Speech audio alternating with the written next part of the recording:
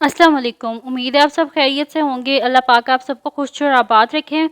तो मैंने आज की वीडियो में आपसे ये कहना था कि ऑक्सफोर्ड की न्यू बुक आई है थिंक न्यू सिलेबस मैथमेटिक्स।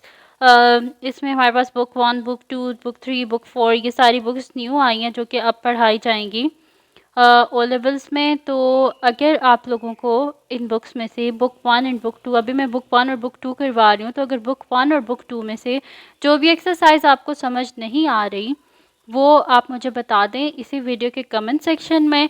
तो मैं सीक्वेंस से करवाने के बजाय जो जो आपको एक्सरसाइजेस मुश्किल लग रही हैं या जिनका आपका टेस्ट है तो वो आप मुझे इसी वीडियो के कमेंट सेक्शन में बता दें ताकि मैं पहले वो वाली एक्सरसाइजेस करवा दूं।